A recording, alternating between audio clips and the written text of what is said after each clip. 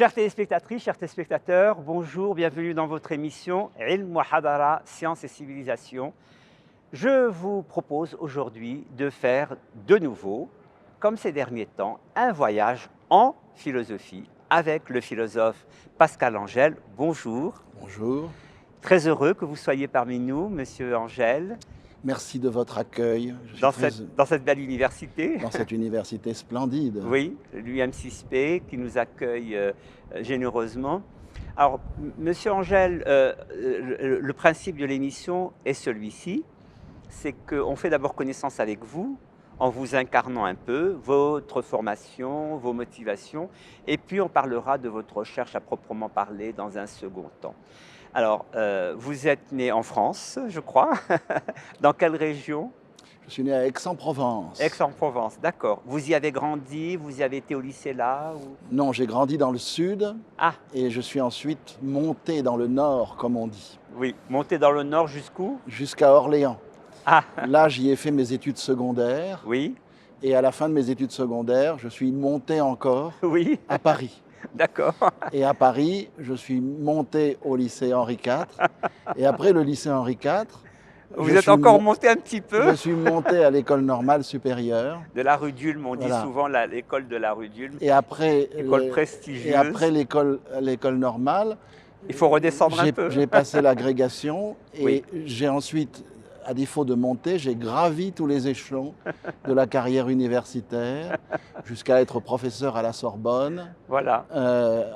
Et puis ensuite un petit peu à Genève. Oui, voilà, c'est ce que je voulais évoquer avec vous, c'est-à-dire que vous avez été d'abord dans une université dite de province, à l'université de Caen, puis à la Sorbonne, il est vrai, et à Genève. De vos expériences, allez, parlons de ces trois universités, à Caen, à Paris et à Genève. Le déplacement géographique a-t-il correspondu avec des orientations ou des inflexions de votre démarche philosophique? Mon idéal était de rester professeur en université en France et d'essayer de faire vaincre les sujets sur lesquels je m'intéresse depuis le début de mes études, qui touchent surtout à la philosophie anglo-américaine. Et ça a été très difficile et j'ai rencontré beaucoup d'hostilité. Et même lorsque je suis allé à la Sorbonne, ça n'était pas extrêmement bien vu, même si, bien sûr, j'avais toute liberté. Et lorsque je me suis rendu compte que je ne réussissais pas à faire passer toutes les choses que je voulais faire, eh bien, j'ai choisi un petit exil qui n'est pas loin pour un Français, à savoir la Suisse. Et là, effectivement, vous avez raison de souligner on va en revenir sur vos orientations philosophiques à proprement parler, la philosophie dite analytique anglo-saxonne qui s'est effectivement illustrée surtout au Royaume-Uni et aux États-Unis. Et il est vrai, vous avez raison, il y a cette résistance, ces obstacles en France pour l'accueil de cette philosophie anglo-saxonne. Selon vous, ces résistances viennent de quoi? Et est-ce que vous identifiez les obstacles? Oui, celles que j'ai rencontrées en premier quand j'étais étudiant, dès l'époque où j'étais étudiant et que j'ai commencé à m'intéresser donc à des philosophes américains contemporains et à la philosophie qu'on appelle analytique. Mes professeurs, parmi lesquels il y avait Louis Althusser, beaucoup d'entre eux étaient marxistes. On était à l'époque où on haïssait les Américains et on m'a dit la philosophie analytique, c'est l'idéologie dominante, la philosophie dominante du capitalisme. Et donc, il y avait donc une réticence politique à cette philosophie. On était encore juste après la guerre du Vietnam et il n'était pas question de travailler sur ces sujets-là. Mais comment peut-on confondre une orientation philosophique avec des situations idéologiques? Quand on est marxiste, on pense que toutes les choses se lient dans l'éducation et dans la politique. Et donc à cette époque-là, il y avait une hostilité très forte. Cette hostilité est restée et elle venait essentiellement du fait que les Français ont une formation essentiellement germanique. Oui. Et donc à ce moment-là, en philosophie, il y a effectivement un prisme allemand. Il y avait un prisme allemand. Alors maintenant, ça a disparu, ça a beaucoup changé. On est maintenant 50 ans plus tard. Mais quand j'étais étudiant, l'hostilité était palpable. Et lorsqu'on commençait à publier des articles dans ce domaine, ils étaient refusés. On disait c'est pas de la philosophie, parce qu'il y avait de la logique. Le genre de choses qui vous intéresse aussi, Monsieur Ben Maklouf. Oui, tout à fait, il est vrai. Alors effectivement, ces résistances, maintenant, bon, parlons de votre recherche contre vents et marées. Effectivement, vous les avez faites en France dans une atmosphère qui n'était pas, comme vous l'avez dit, toujours très favorable, pour le moins qu'on puisse dire. Et vous vous êtes intéressé, quelle a été votre motivation pour aller vers cette philosophie contemporaine américaine? Ben, en réalité, c'est surtout parce que certains sujets m'intéressaient. Je ne tenais pas spécialement à faire de la philosophie tchécoslovaque ou italienne ou une autre nationalité. Les Américains, à cette époque-là, s'occupaient beaucoup de logique, de philosophie du langage, et donc j'ai fait mes travaux sur ces sujets-là. J'ai fait une thèse sur la notion de nom propre, et c'était très peu fréquenté à cette époque-là en France. Donc ce sont les sujets eux-mêmes qui Oui, m'ont attiré vers l'endroit ou vers la source, si vous préférez, oui. où on pouvait s'abreuver.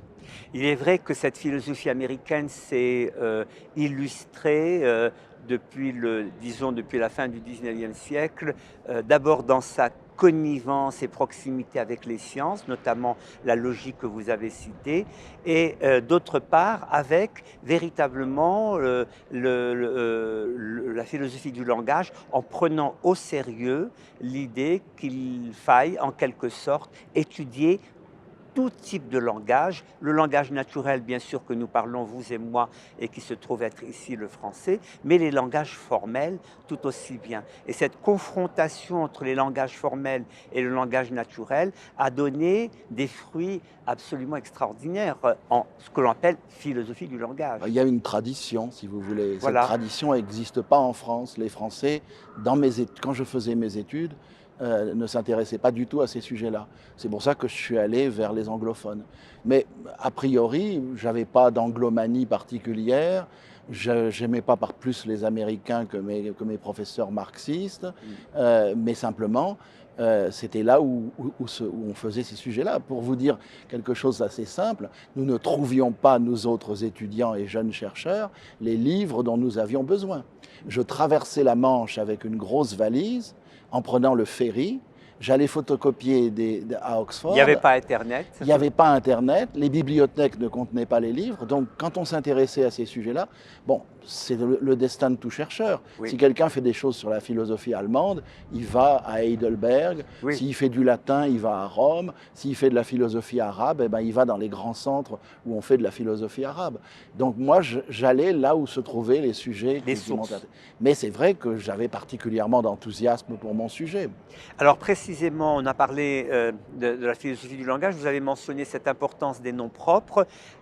En réalité, derrière les noms propres, la question du nom propre, il y a la question de la désignation, la question de la référence. En face de moi, il y a Pascal Angèle. Donc ce souci de la référence, ce souci de la désignation, il est vrai qu'il vient du langage, mais il dépasse le cadre du langage parce que vous vous êtes très vite intéressé aussi aux états mentaux, à ce que l'on appelle la philosophie de l'esprit. Et comment voyez-vous le lien entre philosophie du langage et philosophie de l'esprit? Je rappelle juste un élément du contexte. Lorsque j'ai fait mes études, la grande affaire, c'était le structuralisme. Et dans le domaine du langage, le structuralisme disait la référence ne nous intéresse pas. Nous ne nous intéressons pas aux choses, nous nous intéressons juste aux signes ou aux signifiants. Et aux structures. Et donc et aux structures. Je n'étais pas du tout d'accord avec cette idée. Et j'ai commencé à m'intéresser à des sujets de philosophie très classiques qui étaient méprisés par beaucoup de gens en France. Donc je me suis réintéressé à des questions touchant la nature de l'esprit, les relations entre l'esprit et le corps. Je ne dis pas que ça appartenait pas à la tradition dont je venais, la philosophie française. Tout le monde s'est toujours intéressé à ces questions. Mais la manière dont on en traitait dans les pays anglophones me plaisait beaucoup plus, et c'était pour moi en effet une forme de sujet qui était tout à fait indispensable à mon évolution. C'est une question d'évolution intellectuelle. C'est cela. Alors précisément, si on veut maintenant un peu aller dans le détail pour la philosophie de l'esprit, vous vous êtes intéressé à une figure importante qui s'appelle Donald Davidson. Et Donald Davidson a, parmi les différents sujets qu'il a traités et qui qui ont retenu votre attention, la question des causes et des raisons. À chaque fois que nous agissons, eh bien, nous avons quand même des raisons d'agir. Et très souvent, j'allais dire ordinairement et naïvement, on pense que souvent, ce qu'il y a derrière nos actions, ce sont plutôt des causes. Oui. Voilà. Alors que, précisément, vous avez orienté une réflexion autour des raisons de l'action, autour de la manière dont on justifie l'action, et quelle est la part qui est faite dans l'équilibre entre les causes et les raisons? D'abord, quand vous cherchez à interpréter quelqu'un, vous lui attribuez des raisons. Vous ne pouvez pas interpréter quelqu'un qui, par exemple, se promène sans qu'on lui attribue la raison d'avoir envie de se promener ou bien de vouloir faire ses courses, des choses de ce genre. C'est banal, c'est effectivement... mais en même temps, il doit bien y avoir, c'était le raisonnement de Davidson, une raison pour laquelle l'agent est parti. Si vous voulez, nos raisons ne sont pas des raisons flottantes que nous attribuons au hasard sur les individus. C'est parce qu'ils appartiennent aussi à un nexus causal. Et c'est ici que la pensée de Davidson est très intéressante, parce qu'il a essayé de réconcilier cette idée que quand on interprète, on donne des raisons, ce que la plupart des philosophes de tradition allemande appelaient une tâche herméneutique, une tâche d'interprétation. C'est la même chose. C'est la même chose quand on fait de la psychanalyse aussi. Oui. On cherche des raisons. Mais ces raisons ne sont pas simplement des raisons que l'interprète attribue, ce sont aussi des raisons de l'agent. Et donc si on ne remonte pas à la chaîne causale qui a causé ça, mais si on remonte à la chaîne causale trop, où est-ce que vous allez arriver? Vous arrivez dans le cerveau. Et on ne va pas dire non plus que les raisons sont identiques à des événements mentaux. Les raisons, ou des états cérébraux. Ou des états cérébraux. Alors Davidson a une position très originale qui consiste à dire, oui, en effet, toutes les raisons sont des états mentaux, et si ce sont des états mentaux, ce sont des états psychologiques qui se réduisent à des causes physiologiques, à des causes dans le cerveau, mais ces explications, elles existent on doit pouvoir postuler l'existence de ces explications, mais ce n'est pas celle que nous utilisons dans la vie quotidienne. Dans la vie quotidienne, eh bien, nous cherchons des causes au sens le plus ordinaire du terme, au sens où je cherche, par exemple, quelle est la raison ou la cause pour laquelle le chat a fait tomber la cruche de lait. C'est simplement qu'il voulait boire dans la cruche de lait, il l'a fait tomber. Pareil avec les humains. Et Davidson a dit, si vous voulez, dans le domaine de l'ontologie, c'est-à-dire dans le domaine de ce qui est, dans le domaine métaphysique, les états mentaux sont bien identiques à des raisons, à des états cérébraux. Donc, métaphysiquement parlant, on a affaire à du matérialisme. Mais du point de vue de l'explication, du point de vue de l'interprétation, eh bien, ces explications sont irréductibles à des explications physiologiques. C'est pour ça qu'il défend une thèse qu'il appelle le monisme, parce que c'est matérialiste, et anomale parce qu'il n'y a pas, selon lui, de loi du mental. Donc, si vous voulez, c'est une conciliation très brillante et intéressante, peut-être incohérente, entre une position qu'on appelle quelquefois herméneutique et une position qu'on appelle matérialiste. Merci pour ces explications techniques, mais c'est important. Justement, il y a un autre philosophe qui vous a beaucoup intéressé, qu'on avait reçu ici à l'UM6P, Daniel Dennett, qui maintenant est décédé. Et Daniel Dennett, lui, il dit qu'il n'y a pas d'exception du psychique, tout est physique, c'est-à-dire toutes les connexions cérébrales suffisent à expliquer ce que nous sommes en train de faire, vous et moi, à converser et à parler de philosophie. Alors, quelle est la différence entre la subtilité de Davidson qui dit « attention, l'explication n'est pas pour autant une réduction » et Dennett qui dit « réduisons ». Dennett dit que réduisons, ça veut dire que pour lui, on devrait pouvoir idéalement se passer parfaitement de notre psychologie.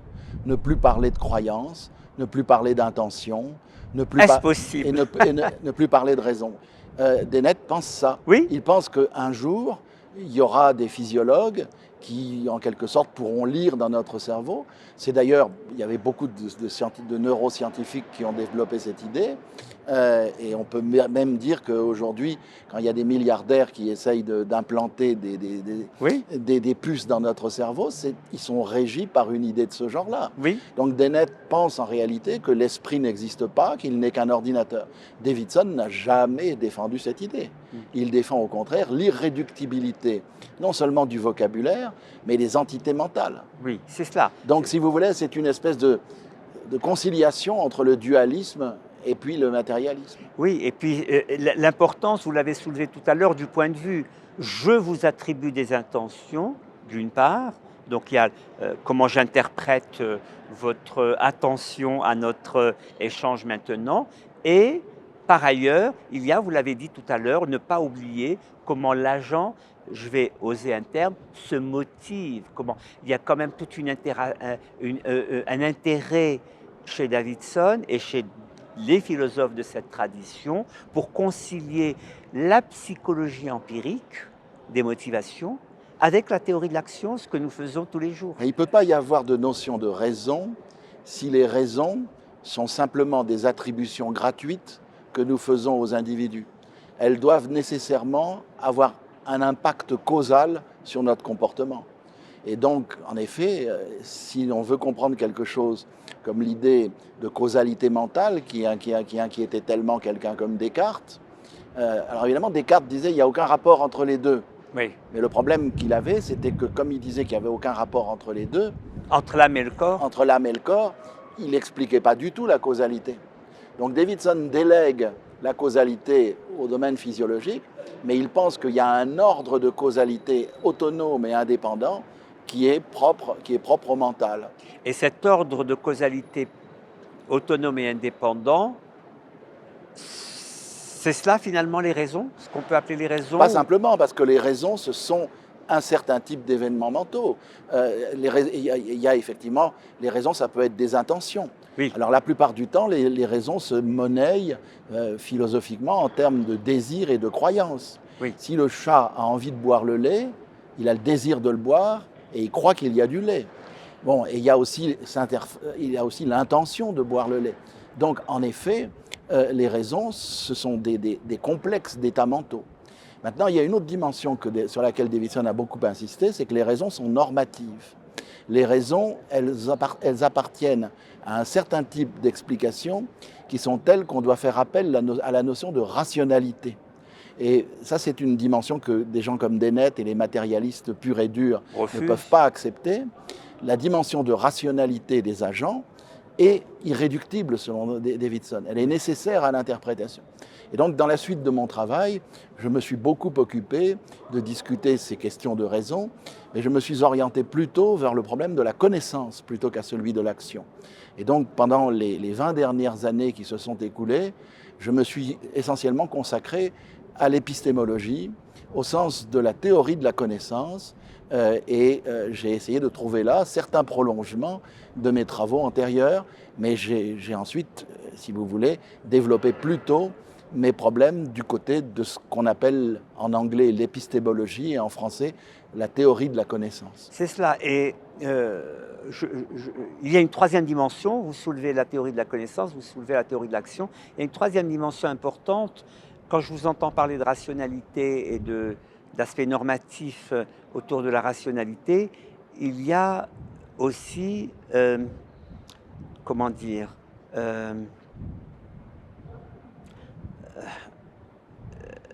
une forme d'anthropologie, au sens où vous présumez que celui qui agit devant vous et qui n'est pas de votre culture agit rationnellement. C'est ce que dit Davidson, il appelle ça charity principle, principe de charité, c'est-à-dire j'interprète vos actions, je ne suis pas coutumier de vos actions parce que nous ne vivons pas dans le même contexte culturel, mais je ne dois bien sûr pas penser que ce que vous faites n'a aucun sens, ça a une rationalité et je vais essayer de la traduire et de présumer que ce que vous faites est rationnel. Alors, est-ce que ce domaine anthropologique, vous vous y êtes engouffré un peu? Oui, bien sûr, je m'y suis intéressé parce que d'abord, c'est le lot commun de tous les anthropologues de poser ce genre de questions.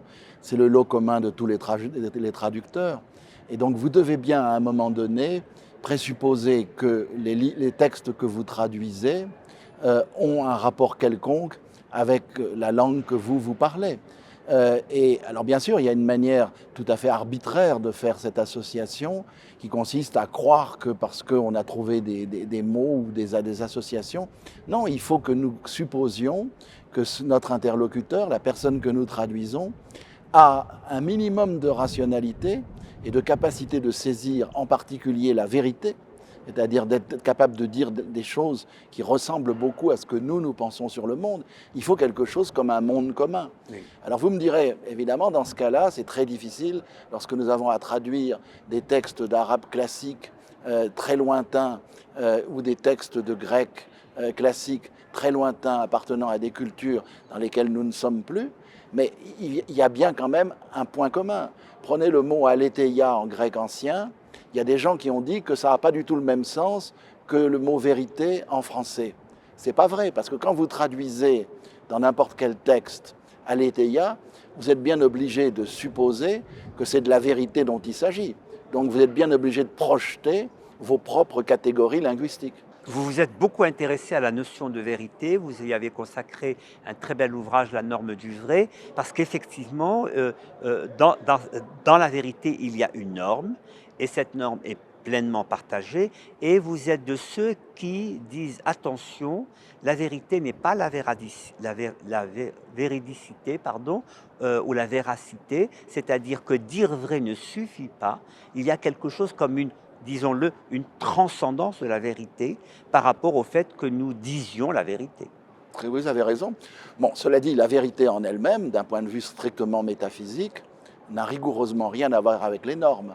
Si je dis mon pantalon est blanc, si c'est vrai, il suffit qu'il y ait un fait qui corresponde à ma phrase. C'est ce qu'on appelle la théorie de la vérité-correspondance. La vérité, c'est simplement la correspondance avec les faits. Donc en elle-même, la notion de vérité n'a rien de normatif.